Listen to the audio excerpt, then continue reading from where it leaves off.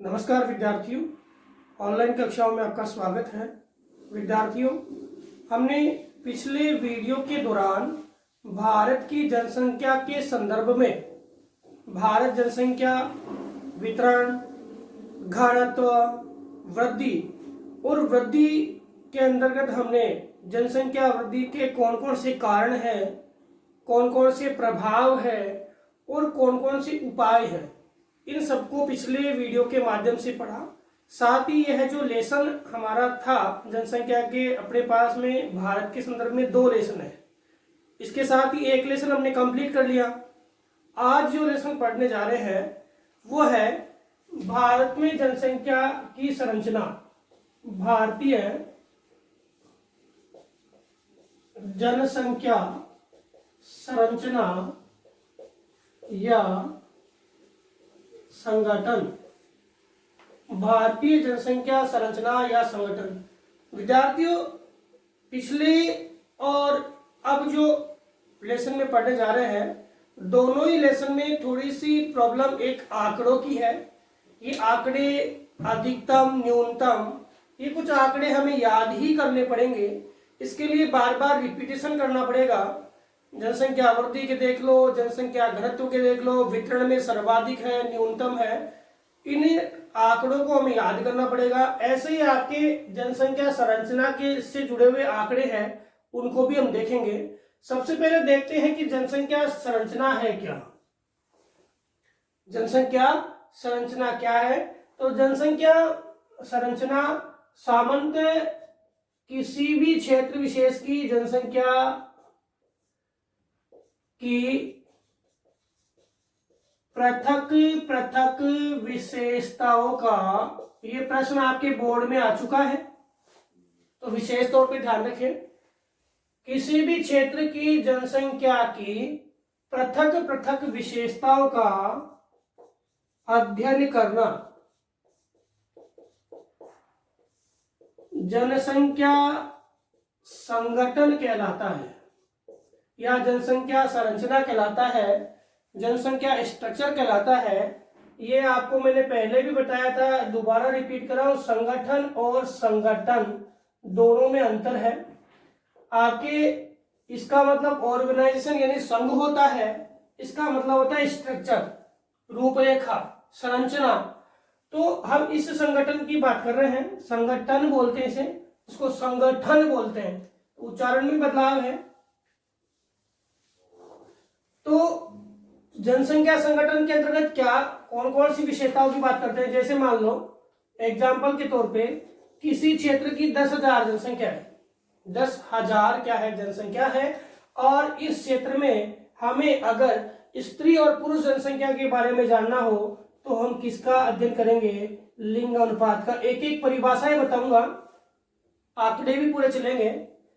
इसके अलावा वहां 10,000 जो जनसंख्या है उसमें ग्रामीण जनसंख्या और नगरीय जनसंख्या का प्रतिशत, एक राज्य देश जो भी है उसमें कितना है, तो ग्रामीण नगरीय प्रतिशत। इसके अलावा कितने साक्षर है, कितने निरक्षर है, उसके आधार पर देखें तो साक्षरता, ठीक है। फिर कितने लोग व्यवसायों में संलग्न है, कितने लोग व्यवसायों में संलग्न नहीं है, तो व्यावसायिक संगठन, व्यावसायिक संरचना, ठीक है। इसके अलावा और क्या कि कौन से लोग हैं वो किस आयु वर्ग के हैं, किस आयु वर्ग के हैं, कौन से लोग किस आयु वर्ग के हैं, उसके लिए आपके आयु संरचना। तो इस प्रकार किसी भी जनसंख्या में हम उस जनसंख्या की विशेषताओं को पृथक पृथक तरीके से जाने तो उस प्रक्रिया को हम क्या कहते हैं? जनसंख्या संगठन कहते हैं। इस वीडियो के माध्यम से हम जनसंख्या संगठन के ग्रामीण नगरीय स्वरूप को जानेंगे, यानी ग्रामीण नगरीय संगठन को जानेंगे। तो आगे देखते हैं कि ग्रामीण नगरीय संगठन होता क्या है। ध्यान से इसको क्या है कि जो आंकड़े हैं उन आंकड़ों को थोड़ा सा हमें ध्यान से देखना है। देखो, सबसे पहले हम ग्रामीण नगरीय संगठन की परिभाषा की बात करें। ग्रामीण नगरीय संगठन की परिभाषा देखो, ग्रामीण क्षेत्रों में रहने वाले लोग और नगरीय क्षेत्रों में रहने वाले लोग दोनों में थोड़ा अंतर है। पहला अंतर इनके व्यवसाय का है, दूसरा अंतर इनके जीवन स्तर का है, तीसरा अंतर इनकी शिक्षा का है। वर्तमान में तो गांव में भी शिक्षा का प्रसार हो गया है। चौथा अंतर इन क्षेत्रों में जनसंख्या जमाव का है। ठीक है, तो व्यवसाय की बात करें तो ग्रामीण लोग हैं वो प्राथमिक व्यवसाय में और ये गैर प्राथमिक व्यवसाय में संलग्न होते हैं। जीवन स्तर की बात करें तो इनका सादा जीवन होता है, प्रकृति से जुड़ा हुआ जीवन है, और इनका जीवन है वो आपकी भौतिक वस्तुओं के आधार पर जुड़ा हुआ है। प्रकृति प्रदत्त वस्तुएं जो है उनको हमने क्या कर लिया, अपने उपयोग के लिए बदला है, और उनके आधार पर जीवन किसका है, इनका है। शिक्षा का स्तर प्राय ग्रामीण क्षेत्रों में कम है, इन क्षेत्रों में ज्यादा है। जनसंख्या का जमाव गांवों में कम है, यहाँ ज्यादा है। रोजगार के अवसर है वो गांवों में कम है, इधर ज्यादा है।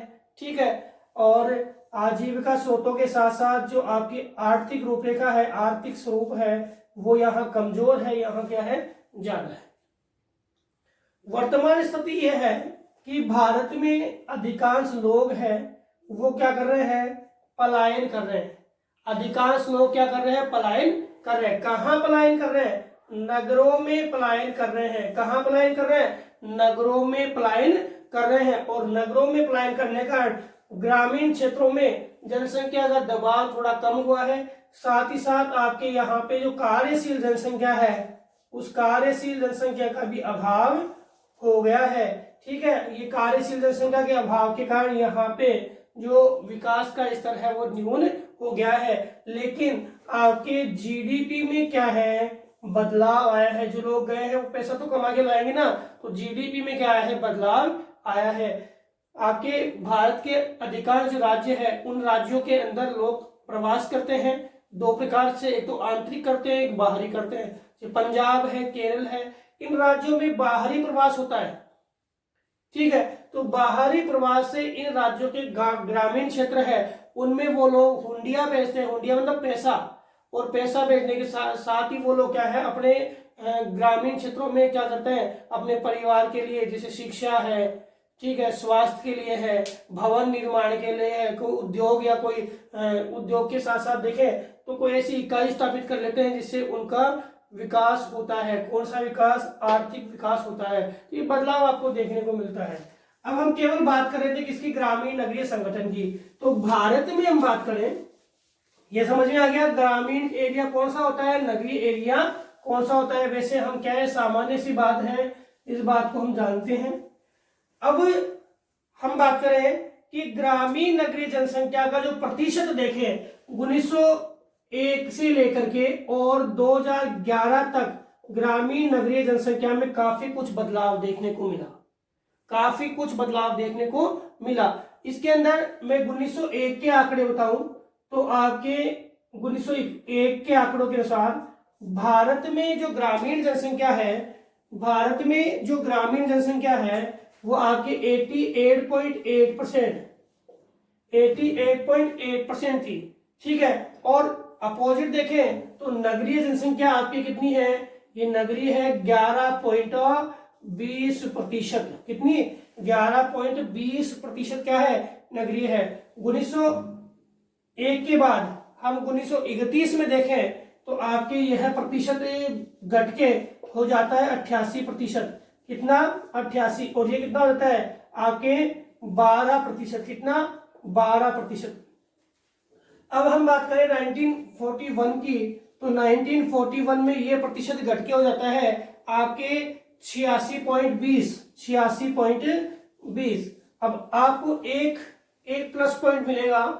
हम ग्रामीण नगरीय संगठन के आंकड़े ज्ञात करें ना, तो आपको केवल एक ही आंकड़ा ज्ञात करना है, चाहे नगर का कर लो चाहे ग्रामीण का कर लो, एक ही आंकड़ा ज्ञात करना है। दूसरा आंकड़ा तो अपने आप ही सामने आ जाएगा। जैसे 86.20 आ गया, 86.20 आ गया, तो इसके अपोजिट में देखें तो नगर कितना हो गया, 13.80%। कितना हो गया, 13.80%। हमें सारे आंकड़े याद नहीं करने, हमें लास्ट के तीन, जैसे अब 81 की बात करूं, 41 के बाद, तो एक बार मैं स्वतंत्रता प्राप्ति के बाद की बात करूं, दो दशकों में, तो 51 में आपका 82.70 था, 82.70, और 61 में यह आंकड़ा 82.70 है, तो कितना हो गया, 82.70 है, तो आपके 17.30 हो गया ना, 17.30। इसके बाद हम देखें 1961 में, तो ये कितने हैं, 82 है, तो ये 18% हो गया।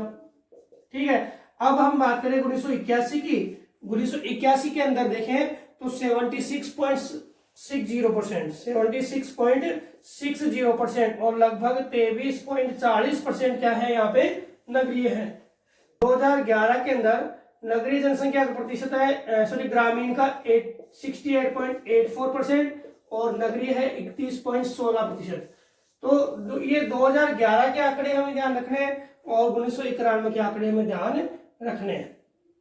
इसके बाद हम देखें कि भारत में जनसंख्या वृद्धि जो हो रही है, उस वृद्धि के दौरान कौन कौन से राज्य सर्वाधिक और कौन कौन से राज्य न्यूनतम जनसंख्या वृद्धि रखते हैं। सबसे पहले हम ग्रामीण जनसंख्या प्रतिशत के बारे में देखते हैं। किसके बारे में देखेंगे, एक बार इसको रिपीट कर लीजिए, 88%, फिर आपके 88.8, 88, लास्ट में देखें तो धीरे धीरे ग्रामीण का रेशो घट रहा है और नगर का बढ़ रहा है। कारण क्या है, ग्रामीण का घट रहा है और नगर का बढ़ रहा है, कारण क्या है, कारण सीधा सीधा सा है इसका कि जो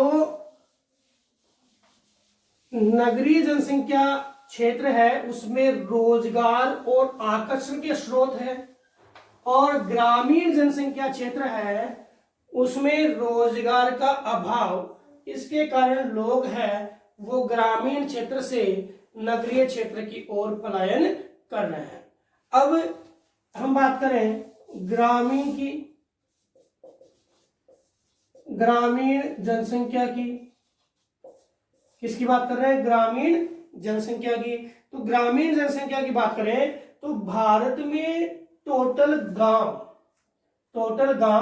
2011 के अनुसार बता रहा हूं मैं, भारत में 2011 के अनुसार जो ग्रामीण क्षेत्रों की बात करें तो 6,40,847 गांव है, 6,40,847 गांव है, जिसमें सबसे ज्यादा गांव कौन से राज्य में है, तो सबसे ज्यादा गांव है आपके उत्तर प्रदेश में। कहां पर है, उत्तर प्रदेश में। कितने हैं आपके, 10,67,04, कितने हैं, 10,67,04, यानी 1,06,704 गांव कहां पर है, उत्तर प्रदेश में। तो स्वाभाविक सी बात है कि गांव उत्तर प्रदेश में ज्यादा है तो जनसंख्या भी कहां मिलेगी, उत्तर प्रदेश में ही ज्यादा मिलेगी। कौन सी, ग्रामीण जनसंख्या। तो एक प्रश्न तो क्लियर हो गया कि ग्रामीण जनसंख्या जो है वो सर्वाधिक कौन से राज्य में है, तो उत्तर प्रदेश में है। नगरीय जनसंख्या भी कौन से राज्य में है, उत्तर प्रदेश में, और सर्वाधिक जनसंख्या भी कौन से राज्य में है, उत्तर प्रदेश में। तो जनसंख्या का नाम आते ही अगर फर्स्ट की बात करें तो कौन सा आएगा, उत्तर प्रदेश आएगा। तो एक प्रश्न तो बिल्कुल क्लियर हो गया। दूसरी बात करूं मैं कि और इसके बाद गांव, तो एमपी में है। एमपी में कितने गांव हैं आपकी बुक के अनुसार बता रहा हूं, 54,903। और एमपी के बाद में उड़ीसा में है। उड़ीसा में कितने गांव है, 51,313 गांव है। बिहार में है 44,874 गांव, 44,874 गांव। राजस्थान में आपके है 44,672 गांव, 44,000 आपकी बुक के आंकड़े हैं 2011 के अनुसार। ठीक है, अभी वर्तमान में परिसीमन हुआ है। इसके अलावा देखिए महाराष्ट्र में, तो आपके महाराष्ट्र में जो गांव है वो है 43,663 गांव, 43,663 गांव। और फिर लास्ट में देखें तो पश्चिमी बंगाल में आपके 40,203 गांव, पश्चिमी बंगाल में 40,203 गांव है। ठीक है, अब सबसे ज्यादा ग्रामीण एरिया कहाँ का, आपके सबसे ज्यादा गांव यूपी में, जनसंख्या भी कहाँ पर, यूपी में। अब गांव ज्यादा है तो जनसंख्या इसके अकॉर्डिंग ज्यादा है। अब दूसरी बात हम करें कि प्रतिशत में, तो प्रतिशत में सबसे ज्यादा जनसंख्या है वो आपके कहाँ है, हिमाचल प्रदेश में। कहाँ पर है, हिमाचल प्रदेश में। प्रतिशत की बात अलग है और जनसंख्या की बात अलग है। तो प्रतिशत का नाम आ जाए तो कहा आएगा, हिमाचल प्रदेश में कितनी है, 89.96%, 89.96%। अब आपके एक प्लस पॉइंट मैंने अभी बताया था कि अगर आपको एक ग्रामीण का प्रतिशत याद हो गया तो अपोजिट में क्या आ जाएगा, उसके नगरीय का प्रतिशत आ जाएगा। तो सबसे ज्यादा ग्रामीण हिमाचल प्रदेश में है। तो आपके प्रश्न आ गया कि सबसे कम ग्रामीण सबसे कम नगरीय कहाँ है, तो सबसे कम नगरीय भी कहाँ है, हिमाचल प्रदेश में। सबसे कम नगरीय भी कहाँ है, हिमाचल प्रदेश में है। और कितने हैं, तो आपके 89 हो गया, 11.04 हो गया।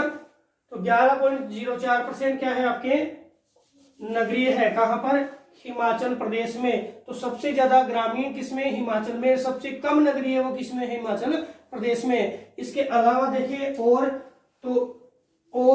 कौन कौन से राज्य हैं जहां पे ग्रामीण जनसंख्या प्रतिशत में ज्यादा है, प्रतिशत में ज्यादा है। तो मैं राज्यों के नाम लिख रहा हूं, बिहार, ठीक है, बिहार में आपके 88.70%, ठीक है। बिहार के बाद असम, बुक के आंकड़े हैं थोड़े से याद करना इनको, 85.92%। मैच करवाता है ज्यादातर, क्या करता है, मैच करवाता है। तो असम के बाद आपके आंकड़ा आता है उड़ीसा में कितना है, 83.32%। और मेघालय में पहले एक प्रश्न और आया था, सबसे ज्यादा जनसंख्या वृद्धि कौन से में है, तो मेघालय में है। और ग्रामीण कितना है, 79.92। फिर उत्तर प्रदेश, प्रतिशत की बात कर रहा है, उत्तर प्रदेश की प्रतिशत की बात करें तो 77.42%। फिर आपके अरुणाचल प्रदेश की बात करें तो अरुणाचल प्रदेश में आपके 77.33%, 77.33%, ठीक है। अरुणाचल प्रदेश में कितना है, 77.33%। ये आपके क्या है, ग्रामीण जनसंख्या प्रतिशत है। एक बार रिपीट कर देता हूं, सर्वाधिक है हिमाचल में, दूसरा बिहार, असम, उड़ीसा, मेघालय, उत्तर प्रदेश और अरुणाचल प्रदेश। अब हम बात करते हैं, ग्रामीण समझ में आ गया होगा, सबसे ज्यादा किसमें, हिमाचल में, फिर बिहार में, फिर असम में, फिर उड़ीसा में, फिर मेघालय में, फिर उत्तर प्रदेश में, फिर अरुणाचल प्रदेश में। अब इसके बाद जो हमारा टॉपिक है वो है नगरीय जनसंख्या प्रतिशत, नगरीय जनसंख्या प्रतिशत या नगरीय जनसंख्या। तो नगरीय जनसंख्या की हम बात करें तो सबसे पहले हम देखें कि भारत में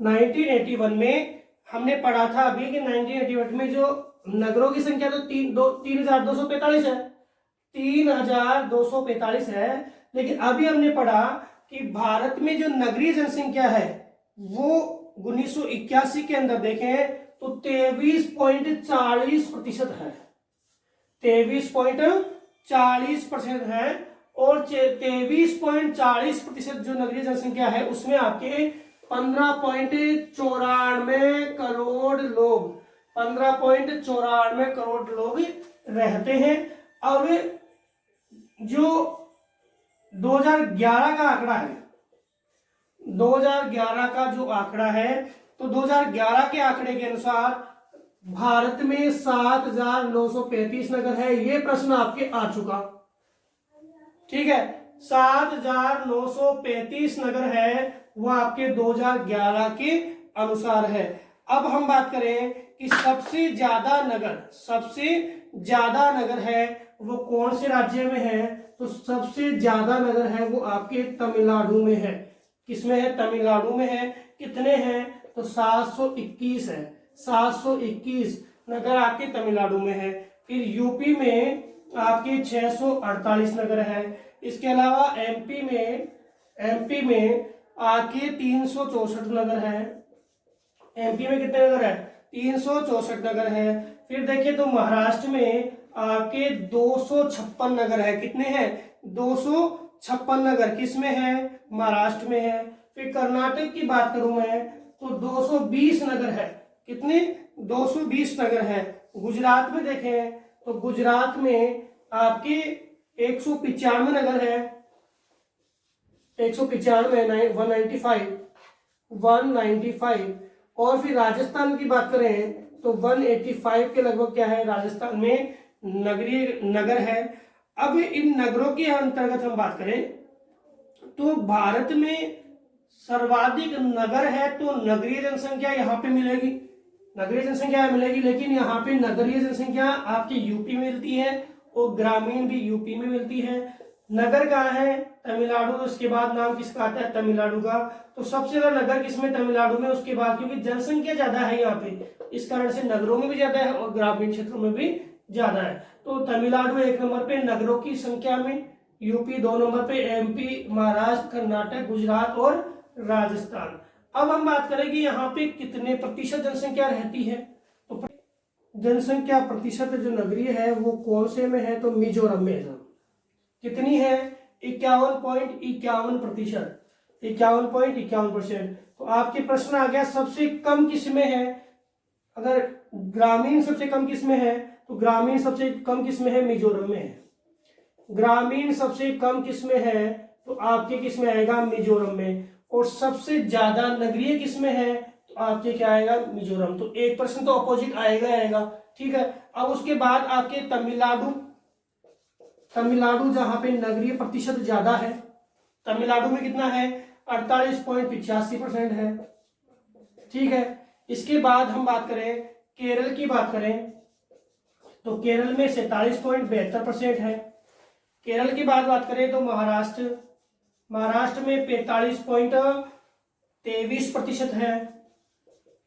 फिर महाराष्ट्र की बात करें गुजरात में आपकी जनसंख्या का जो नगरीय प्रतिशत है वो आपके 42.58% है। गुजरात की बात करें कर्नाटक की तो कर्नाटक में आपके जो नगरीय प्रतिशत है वो 38.57% है। तथा पंजाब में यह नगरीय प्रतिशत है वो 37.89% है। कितना है? 37.49% है।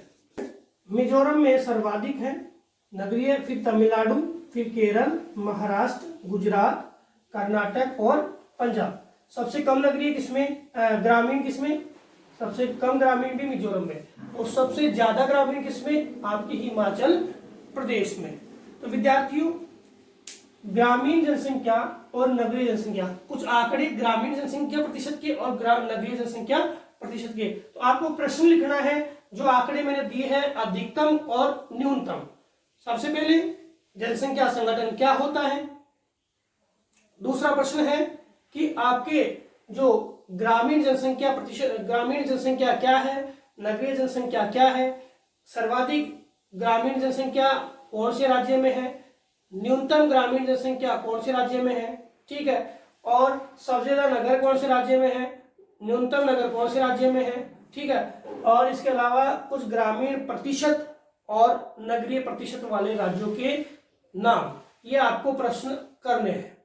इसके बाद जो इसी में आपके बिंदु है कि नगरीय जनसंख्या वृद्धि है उसके कौन कौन से कारण है और इसके जनसंख्या वृद्धि को हम किस स्तर तक हम कम कर सकते हैं, या कोई ऐसे कार्यक्रम चलाएं जिससे जो दबाव बढ़ रहा है नगरों पे, इस दबाव को हम कम कर सकें।